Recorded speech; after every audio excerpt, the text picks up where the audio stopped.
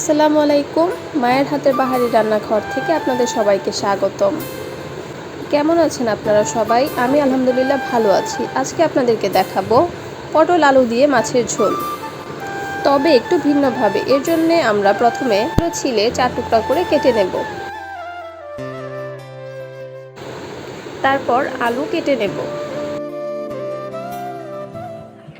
এখন একটি কড়াইয়ে পরিমাণ মতো তেল নিয়ে নেব। তেল গরম হয়ে গেলে হলুদ, মরিচ, লবণ দিয়ে মাখিয়ে রাখা মাছগুলো ভেজে নেব।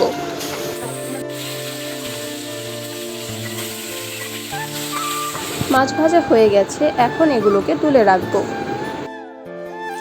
এখন তরকারি রান্নার জন্য একটি বিশেষ মশলা তৈরি করে নেব। এতে দিয়ে দেব পেঁয়াজ কুচি, তেজপাতা এবং জিরা দিয়ে ভালোভাবে বাদামি রং করে ভেজে নেব।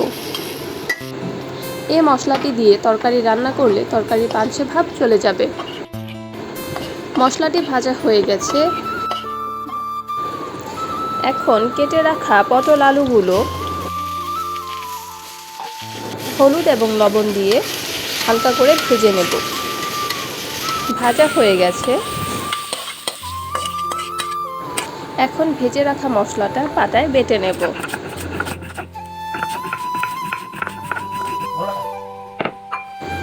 বাটা হয়ে গেছে, এখন আমরা এটি তুলে নেব। এখন মূল রান্নার পালা। কড়াই দিয়ে দিব পরিমাণ মতো তেল, তারপর দিয়ে দিব পেঁয়াজ বাটা,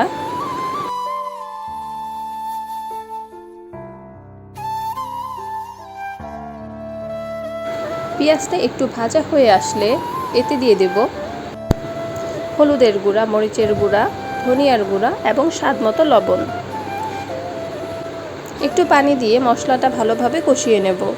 মশলা কষানো হয়ে গেলে এতে দিয়ে দেব হালকা করে ভেজে রাখা আলু পটলগুলো দিয়ে আরেকটু কষিয়ে নেব।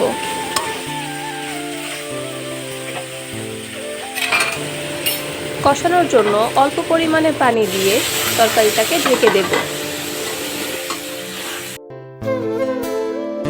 কষানো হয়ে গেছে, এখন এতে ঝোলের জন্য পরিমাণ মতো পানি দিয়ে দেব।